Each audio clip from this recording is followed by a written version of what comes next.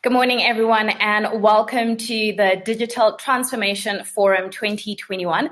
My name is Nastasia Arnta, and I will be your host for the rest of the day. The conversations we're having today would not be possible without our sponsors. So thank you so much to Salesforce, who is our platinum sponsor, Axway and TrustLink, our gold sponsor, and not forgetting Sage, our gold sponsor as well. So this is an exciting topic because it's all about digital transformation, and it's coming in a time where we face continuous change. So before we get into all of the stuff that's happening in the background as it relates to digital transformation, I'm just going to go through some house rules so you know how to navigate the platform and you know exactly what to do. So if you have any questions once the speakers are talking, or maybe a thought comes to mind, please pop it in the Q&A session. We want to keep the rest of the sessions as interactive as possible, and walk away with one or two things that we can learn and hopefully apply and implement. So that Q&A session, there's a little tab on the right-hand corner of the site, so you will be able to use that. And then we also have a help desk. So if for any reason you need assistance during the event, you can approach the help desk, and by clicking the button on the left at the bottom of your screen, there will be somebody on standby ready to help you. And in between, throughout the sections, we do have the exhibition stands that are open. So feel free to browse and see what is happening on that particular front. And like I said, we want to keep these conversations as interactive as possible. And digital transformation is a consistent topic that comes up whether we're talking from a corporate perspective, whether we're talking from an industry-specific perspective, and some in that particular space who are dealing with the ideas of digital transformation. Saying that, well, there's a couple of broad angles on this topic that companies around the world and across industries are wrestling with. And the first is that it's all about rewiring ourselves to be able to take advantage of a digital cloud-based mobile rented world that we find ourselves in. And at the same time, it's about leveraging advanced technologies, whether it's about robotics or AI inside the very own operations. So it's all about internal changes. So some of the people who are going to deliver some really great presentations. We've got some fantastic speakers who are going to be sharing their insights with us. And we're going to be touching on various themes such as hybrid workplaces. We're going to be talking about 5G and digital transformation and the ability to go mainstream, and how all of this starts to shape enterprise and digital adoption. We're going to be looking at digital transformation and how it's converged in healthcare. So it promises to be an exciting session. So without much further ado, I'd like to welcome to the virtual stage our first speaker, who is Robin Fisher. He's a Senior Vice President of Salesforce, looking at Israel, Middle East, and Africa. Robin, welcome to the virtual platform.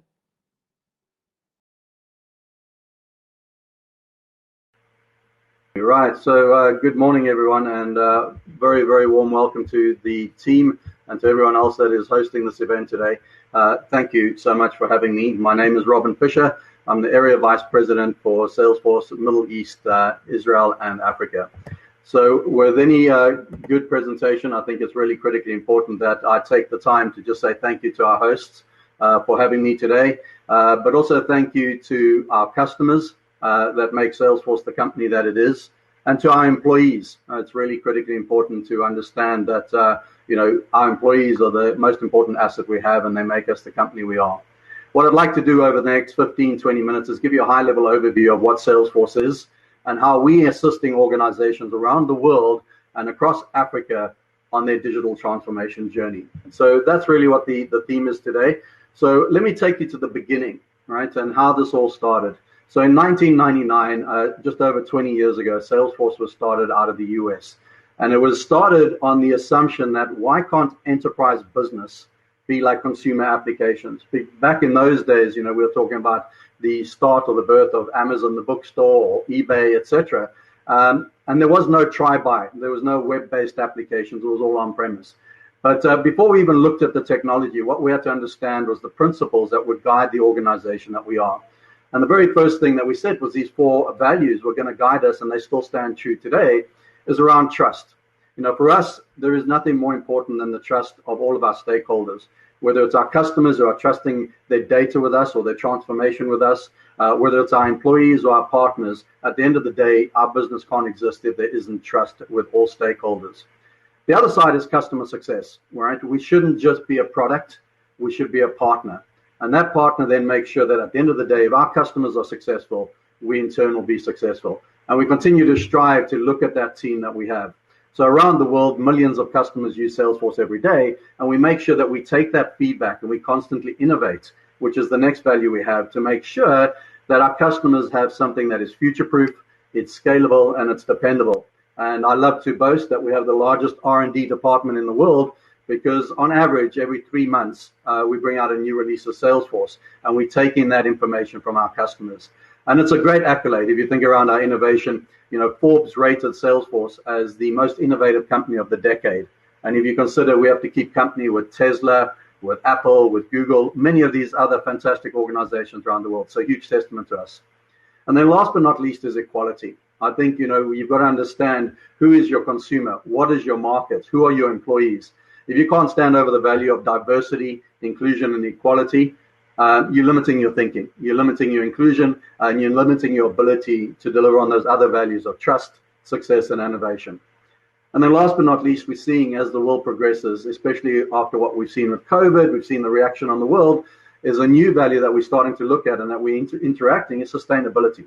And Salesforce is about being carbon neutral. It's about making sure that everything we do, we're giving back to the community, because at the end of the day, we have one planet, and we do realize it's incredibly important for us to look after that planet. But now let's go and look at the technology and the evolution of that technology. So this is the history of Salesforce, and it's not about a rah, rah, rah. Salesforce is listed on the New York Stock Exchange under the ticker symbol CRM. We also on the Standard & Poor's Index. And you can see we continually increase our revenues. We're now forecasting $26 billion worth of revenue in FY22. But let's not look at around our success, because as I said, our success ties in with our customers and our partners and our employee success. But what I'd like to point out is obviously, Salesforce is in the business of technology and cloud-based solutions to help you with digital transformation. But we also want to do it in a way where business is the catalyst for change. Right? The business of business is to improve the state of the world, as my CEO would say. And this is why we're leading in philanthropy. One of the things we do is we have a 1-1-1 model at Salesforce where 1% of our product, our time, and our equity are given back to the market. We lead in culture as the most admired company or the best workplace. And we also lead in innovation. So the good thing is that everything you push us to do, our customers and employees, we continue to innovate. And thank you for allowing us to have this up and to the right curve. So let's look at how we've done that innovation over the years. So what you can see in front of you here is really just a case of all the innovation and the changes that we've made at Salesforce over the last 20 odd years, as I said. And as you can see, a lot of this innovation has been around 2 strategies. One is either we build it, we innovate in-house, or we go out to the market and we look at what the future is and what technology we should acquire. So both through a model of innovating internally and acquiring, we've now built out this portfolio of products that sit on the Salesforce platform. And I'll touch on that a little bit later. Everything is integrated on the Salesforce platform so that it makes sense, whether you're talking around being a leader in mobile first, which we were, right? Or the leader in social, which we had with Chatter, or the leader in terms of leveraging hyperscalers with Heroku, and talking about AWS, or looking at analytics, or big data or artificial information. Tableau is an acquisition we made around analytics. So you can see there's a constant drive to always be innovative, so that whatever we take our customers on a journey with us, there'll be that future proof, that future scale, and that future innovation. So that's the Salesforce background. Now let's see what Salesforce does. Salesforce does one thing and one thing only. We do CRM, customer relationship management, or as it's evolving, we do front office. That's our job, and we do it in the cloud. We don't do anything that's a hybrid, mixed on-premise. It's all around making sure that Salesforce is the market leader in CRM. It's the one thing we focus on. We don't do back-end systems, ERP, infrastructure. We focus on the front end. And we continue to be the leader in that space because of this maniacal focus that we have, and that we focus on excellence. But the good thing around CRM is CRM really is the front office that unleashes the power of your existing IT investments, your existing silos of information. And it allows you to say, well, how do I give you a universal access to that information you already have, or integration to third parties, so that you can serve your sales or your marketing or your service around a single source of truth, which is the holy grail of CRM, that customer 360. So this is Salesforce's evolution.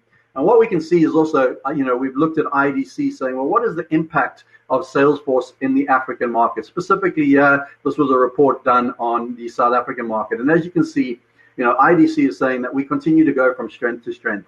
So in South Africa alone, we're creating something by 2024 in the region of over 5,000 direct jobs in the market. These are people either using Salesforce at the customer or in the partner ecosystem or as consultants, right? And that is generating $2 billion by 2024 in the South African market. If we look over to the right, we don't do this alone and in isolation. It's critically important we have a really strong, robust ecosystem around us to help our customers realize the value of the investment. Because Salesforce alone is not the silver bullet. Investing in Salesforce is the platform to support digital transformation. It is the platform for change. And in order to realize that dream, we need to work hand in glove with local partners and local customers to build centers of excellence, expertise, etc. But the great thing is that we are doubling down on the African market. We've been seeing the transformation that's happening, and we continue to invest. And I'm delighted to think that, for every dollar that Salesforce will make in the South African ecosystem, $5 will go outside of that into the community. So, that's a huge testament, and it shows our continued investment and growth in the region. So let's understand, as I said, I kind of touched on it earlier around the evolution of Salesforce. So we all know, we kind of talk about SaaS 1 or SaaS 2 or Cloud 1, Cloud 2, Cloud 3. And really, if we look at Cloud 1, what was Cloud 1? That was www, my company. That was Amazon and Google. That was with tabs. You kind of accessed the web through your desktop, right? And then we all saw Cloud 2 happen very, very quickly, which was around social and mobile. If you're anything like me, you had a BlackBerry and you thought it was amazing and it did great email. But then the smartphone came along and you started to see applications. And in that application, you saw social media feeds, whether it was Twitter or Facebook or Snapchat or the other things where you're kind of working from anywhere, anyway, on your mobile device. And the first thing you ever did was look at your phone. The last thing you ever did was put down your phone before you went to bed. But that's now evolved. And that's evolved very quickly because of the pandemic, right? We were forced to now suddenly say, well, what are we going to do because of the pandemic? We have to work from home. How do we give our employees access to the systems? I think the first thing was making sure they were safe, and then making sure they had access to systems wherever they were. And it's about then saying, well, how do I work with Slack? Or how do I put my data in the cloud so it's universally accessible and it's backed up and you can access it from anywhere? We started to see that, how do I interact with a website through bots, right? Automated bots or Internet of Things or video streaming, just like we're doing this conference. And so you can see that evolution of cloud going to cloud 3.0. And that's where Salesforce thinks we play. The pandemic, unfortunately, was very, very good for Salesforce. I wish there wasn't a pandemic, but we all around success from anywhere in digital transformation. And we've seen our customers very, very quickly pivoting to allowing their employees to work from home and then saying, well, how do we continue to engage our customers, our employees, and our partners? And fortunately, Salesforce, as I said to you, is in the right place to help organizations on that journey. So let's go and have a look. If we go and look at it, is really how do you navigate that journey? As I said to you, Salesforce is all around the front office. But many organizations, when they look at their digital transformation, say, well, we have existing systems and we have silos of information and we have third parties and we have partners. How do we make it all come together? And it's not easy, right? It's not easy because there is this mistrust of data security. Can I put my data in the cloud? Or how do I integrate my legacy system? I still need all of that back office function. Or, what about the data that's in silos, sitting in my ERP or my regulatory compliance application, whatever it might be? How do we integrate that? But the good thing is this is not something that's just come about. This has been around forever. And as I always said, Salesforce front office, we needed to make sure that we can access, your back-end systems, whether it's sitting on SAP, Oracle, Microsoft, any other legacy stuff like Pega or whatever it might be. And this has been done through leveraging what we call the Customer 360. So Salesforce has built the Customer 360, which is about saying you have a single source of truth. Your customer at the center of the universe, and it doesn't matter whether you start with sales or you start with service or marketing. So all of those little icons around the customer there, these are really just use cases, or in our case, we call them clouds, because it's saying, well, the sales team or the marketing team or the e-commerce team, or the industries team, if you happen to be in industries, or the partner community, all of those at the end of the day link back to the Customer 360. And because it's built on a single Salesforce platform, you can be modular and you can build up this end-to-end single source of truth of your customer. And then it doesn't matter, wherever you are in the sales lifecycle, whether you're finding with marketing, you kind of winning with sales, you're keeping with service, or you're building a platform of interaction or customer engagement, it's built on Salesforce. And Salesforce, as I said, is all around trust and innovation. So we built these on Hyperforce or hyperscale data centers. And in there's data security, there's encryption, it's build once, deploy anywhere on automation. There's built-in intelligence leveraging AI to make sure that you can see the best practice. There's automatic workflows, there's custom workflows. It's click, not code. And you can build a myriad of applications to sit on that single source of truth. And in fact, we've even built a thing called the App Exchange. And with the App Exchange, think of it as a Google Store or the App Store, where many, many, many third parties have built applications that integrate and sit on that Customer 360 platform to help you address maybe areas of your business where Salesforce isn't the natural choice. So again, this is the Holy Grail. It's around that single view of the customer, that single source of truth, but it's not about rip and replace. It's about building modular on a single platform and leveraging the existing data that you already have. So let's have a look at how that exists in the South African or the African community. The good thing is that many of these logos you'll recognize, but these are the enterprise logos because they're household brands. Remember, Salesforce is built to serve all customers of all sizes, because it doesn't matter if you happen to be Standard Bank or ABSA, a large financial institution using Salesforce, or you happen to be a smaller organization thinking about using Salesforce on your digital transformation journey. Because it's a subscription-based model, everyone gets the same class of service and the same version of service. So you can start with one user or thousands of users. You can start with one cloud and expand to other clouds. But the good thing is that Salesforce is built around industry knowledge. We speak the language of the customer. So whether you happen to be a financial services like some of those logos, or retail with Woolworths and Clicks, consumer packaged goods, Distel, Namibia breweries, media comms, energy, you name it, we have expertise there. And we continue to go from strength to strength because we focus on what the customer needs on their digital transformation journey, making sure that the technology we have is bespoke to support that, and that we have an ecosystem around us to help you implement that on your journey. So let's go and have a look kind of about the other level that we're doing, right? We spoke about Cloud 3.0. And for us to be relevant, I spoke about us integrating with other applications that you have on-premise, legacy integration. We have to integrate with third parties, but Salesforce isn't working in isolation. We're working with many of the leading brands that are talking around Cloud 3.0 or the next web evolution. And it's about making sure that we work hand in glove with these organizations to better serve your organization. So recently, we just announced a really strong partnership with AWS. AWS is all around the hyperscalers at the moment, right? And you're probably thinking around, what can I shift of my legacy to a hyperscaler in terms of an IT department thing? Or what new innovation can I bring to my business on a hyperscaler? And the great thing is Salesforce is tightly integrated, working with AWS, that the applications link together. Similarly, if I look at other things like Google Analytics, built in to plug in with Salesforce, payment methodology built in. So it's not about Salesforce trying to innovate and work in isolation. We understand that for you to go on your digital transformation journey, you need to use multiple integrated vendors to help you with your front office and your back office. And we plan on making those partnerships exist so that you can leverage those. So that is really where we look at saying these are strong partnerships for Salesforce that you can take advantage of. Again, I spoke about we don't do it in isolation. If you have any aspirations of being a Salesforce partner, please contact us. If you have any expertise, you want to become Salesforce certified, contact us. But what we're looking at across Africa is that we're seeing there's a huge surge in uptake of Salesforce, not only by customers, but our partners to serve those customers. And I'm delighted to say we're seeing 37% growth year on year in the number of partners we have across the African continent.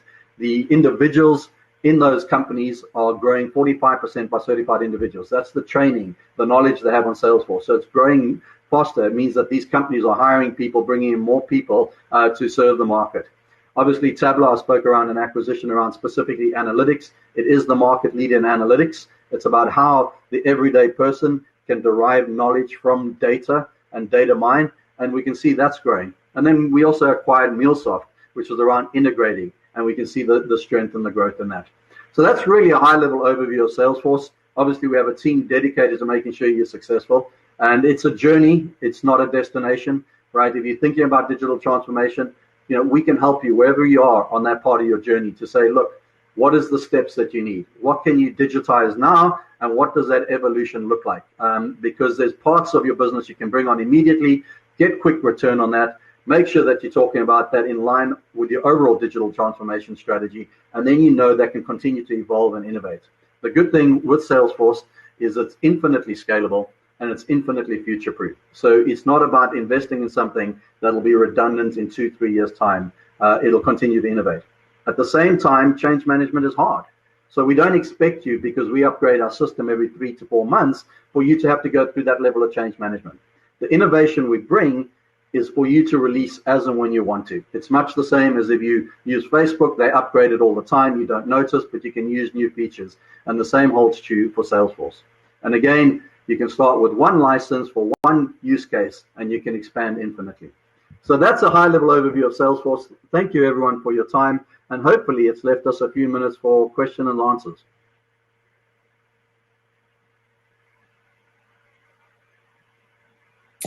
All right, Robin, thank you so much.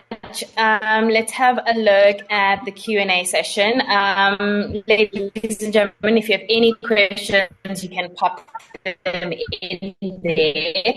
Robin, I've got a question.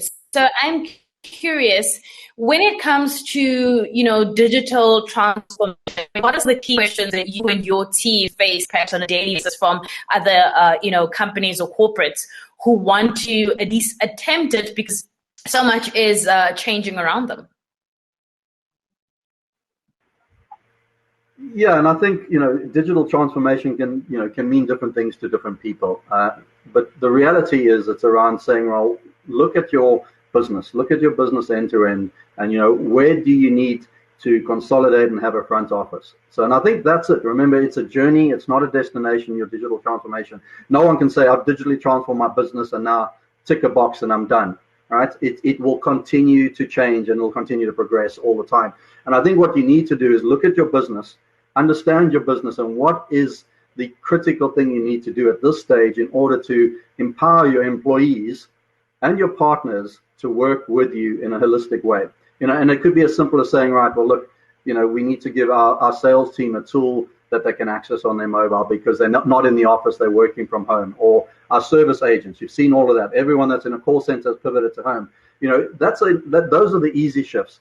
If you step one step further back, is to look at the business and not look at the technology. Look at the business and look at your business and say, well, what is our business? What is our business? Where do we derive value? How do we give value to our stakeholders? Whether it's our customers and our partners. So now that I know what I need to do to derive value for the business, then it's up to technology to serve the goals of business. And trust me, in this day and age, it can. I think in the old days, business was kind of a slave to IT, right?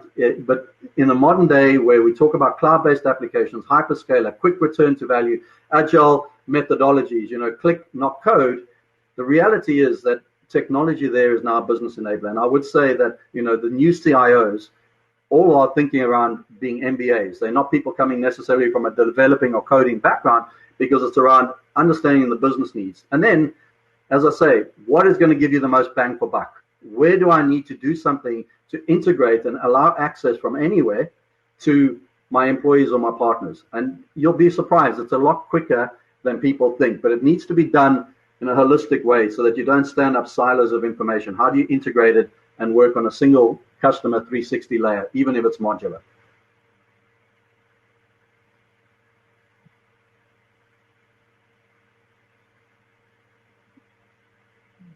A question that's come through, and I think it ties in quite nicely with what you're saying, and hopefully we can build on it. The question says, have you seen trends shift in the way people collaborate with each other and within technology since remote working due to COVID? And do you think this is here to stay? Yeah, so the quick answer, I'll start from the back. 100%. This remote working or this flex working is here to stay. That's a given. The world post-COVID is not going to go back to the way it was pre-COVID, right? I'm not saying we're going to work from home all the time. There's going to be some level of flex. You still need to be customer facing, I believe, to a degree. But, this flex work from anywhere is actually a really, really good thing, right? If you look at your talent pool, it allows you to go broader. You're not having to hire where your office is. You can go much broader in terms of your hiring. You also probably have some level of flexibility in your work hours so that you can maybe look at, work from home moms or whatever it is. So the good thing is, the digital world and this work from anywhere does give you a much bigger access to talent, right, if you embrace it. So that's the one thing I'll say. So definitely we're not going back. If I talk around the collaboration, it is critically important to be able to collaborate. I know we all would come to the office, you'd sit down, you'd do a huddle. We speak about the tools that are out there. We all know, even my children are very familiar with Zoom now or whatever it is there. And even if you look at Salesforce, we're in the process of finalizing a very important acquisition for us, a company called Slack. And if you're familiar with Slack, Slack is a collaboration tool. It's about working in channels and making sure that you can align, you can work on documentation, communication channels. It's a single holistic view where you can drop in applications. And that is the biggest acquisition Salesforce will make to date, and not in the future. And that's relevant because we see the critical nature of this collaborate and work from anywhere, and that you need a tool or the tools to bring all of that together. So for us, it's important. That's why we're acquiring Slack. And hopefully we'll conclude that acquisition pretty soon. But collaboration is critical, and it's about working real time in a shared document, a shared presentation, a shared video, a shared meeting. And those tools are the only way you're going to empower this work from anywhere.